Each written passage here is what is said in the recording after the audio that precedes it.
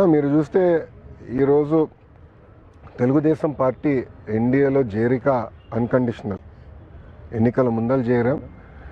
మేము ఎప్పుడు కోరేది తెలుగు రాష్ట్ర ప్రజల కోసం, వాళ్ళు ఎదుర్కొన్న సమస్యల పరిష్కారం కోసం మేము అహర్నిశలు పనిచేస్తాం. దాంట్లో భాగంగా విశాఖ ఉక్కుకు వచ్చేగల ఆనాడు ఉమ్మడి రాష్ట్రం ఉన్నప్పుడు విశాఖ ఉక్కు ఆంధ్రుల హక్కు అనే ఉద్యమం జరిగింది. అందరం అంటే ఇటు తెలంగాణ కానీ అటు ఆంధ్ర రాష్ట్ర ప్రజలు కానీ కలిసికట్టుగా పోరాడి ఉక్కు ఫ్యాక్టరీ సాధించారు.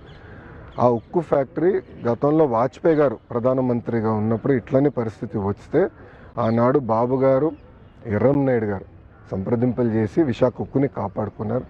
అదేవిధంగా ఇప్పుడు మళ్ళీ చంద్రబాబు నాయుడు గారు, కేంద్రంలో ఉన్న నరేంద్ర మోడీ గారి నాయకత్వంతో మన నిర్మలా సీతారామన్ గారు, కుమారస్వామి గారు కలిసికట్టుగా కూర్చుని విశాఖ ఉక్కుని కాపాడుకోవాలంటే వాళ్ళు అదనంగా నిధులు ఇస్తున్నారు. రాష్ట్ర ప్రభుత్వం కూడా అంటే పవర్, వాటర్ సబ్సిడీ ఇచ్చి ఉక్కు ఫ్యాక్టరీ, ఎందుకంటే అది స్ట్రాటజిక్ అసెట్, భారతదేశానికే కాపాడుకోవాలి, ప్రైవేటీకరణ జరగకుండా చేయాలి అనే లక్ష్యంతో మేము మాట్లాడుకున్నాం, సంప్రదింపులు చేసాం, 7 నెలల్లో సాధించుకున్నాం. మీరు చూస్తే ఈరోజు తెలుగుదేశం పార్టీ ఎన్డీఏలో చేరిక అన్కండిషనల్ ఎన్నికల ముందలు చేరాం.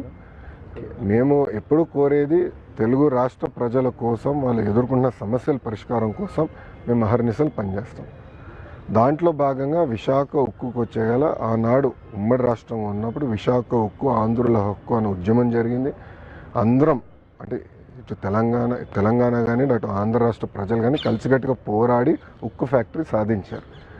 ఆ ఉక్కు ఫ్యాక్టరీ గతంలో వాజ్పేయి గారు ప్రధానమంత్రిగా ఉన్నప్పుడు ఇట్లనే పరిస్థితి వస్తే ఆనాడు బాబు గారు, ఎర్రంనాయుడు గారు సంప్రదింపులు చేసి విశాఖ ఉక్కుని కాపాడుకున్నారు.